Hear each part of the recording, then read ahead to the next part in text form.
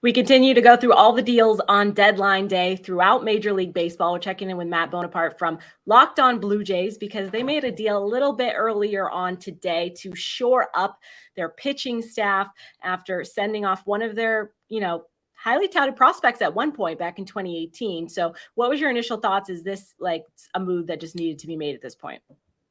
First thought was, who'd they give up? Groshans? No way. Okay, I looked at his stats. It's not that bad. Groshans, a guy who is, like you said, a highly touted project, a top 100 guy. He's number 82 on the pipeline. So he's nothing to scoff at, really. But he hasn't been playing all that well this season. Not to say he won't in the future, but not the biggest give up in terms of prospects for the Jays. And they get back two really solid right-handers. Zach Pop, who's been fine for the Marlins this year, 20 innings pitched. He's got a 3.6 ERA, a 1.2 whip. If you watch the Locked On Blue Jays pod, you know I'm a big whip guy. But Bass has been dominant for the Marlins. The Finns have kind of been treated to a 1.41 ERA with this guy, and he matches his innings and strikeouts. So he's been really, really, really good.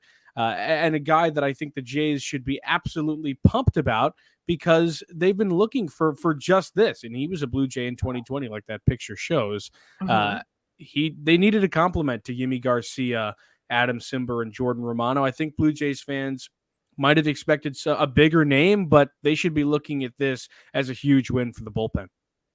That is a familiar face, right? They're trading back for a player they already had. So is this something that, they missed out on and they want back, or is this just a positional need at this point?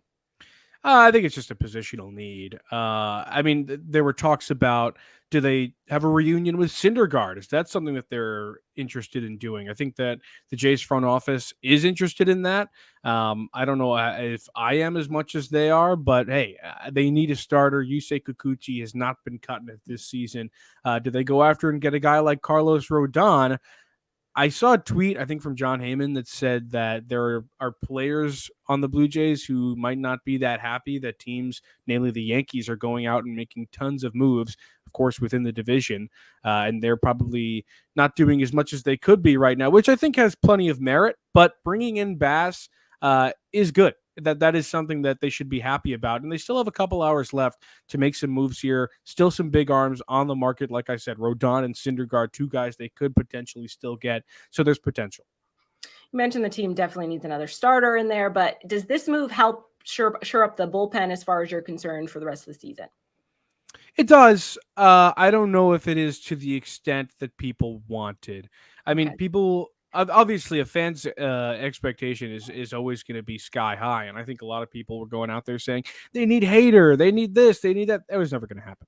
They were always going to go after what's affordable, and they still spent a ton. Jordan Groshans, like I said, that's a top 100 prospect. You didn't give up nothing to get these guys, but that probably means that Mark Shapiro and Ross Atkins in that front office think really highly of those two right-handers they brought in. And I really think that they're going to help out the bullpen and shore it up. Do they still need another piece? I think so. Obviously, we've mentioned them needing, some other pieces, whether that's starting pitching, possibly a bat, whatever it is, to get them over that hump. Are they still in the wild card mix at this point, or do they need that addition to get the job done? This is a playoff team. I think this is absolutely a playoff team with or without another piece.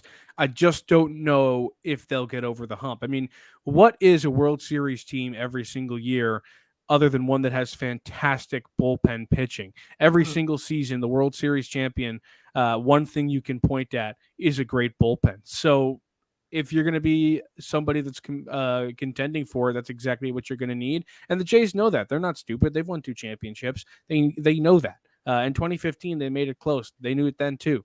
So they're going to make the playoffs, I think, regardless. But if they want to take that next step, they're still a couple of pieces away. You mentioned a couple names as far as starting pitching goes. If you had to put your predictor hat on, who do you really hope to see on the roster by the end of the day? Rodon is the hope, right? I mean, this is a guy who had a fantastic season in Chicago last year. He was such a highly touted guy for so long. In Chicago, he had a great slider. He started adding a really good fastball into the mix, and then he finally kind of figured it out after a few years of struggling last season with a 2.37 ERA. He came top 5 in AL Cy Young voting, his first All-Star appearance. It all kind of finally came to fruition, and then he signs a 2-year contract, which admittedly for a guy who was 28 going into that offseason is a little bit shorter than what you'd expect, but $44 million, making it 22 a year, is pretty darn good. But that also gave the Giants an option to say, if we're not at the spot we want to be, which is what we're seeing right now, they can trade him and try to get something in return. So it's really no skin off their back. I think that Rodon also is a little bit underrated somehow. He leads the NL in FIP.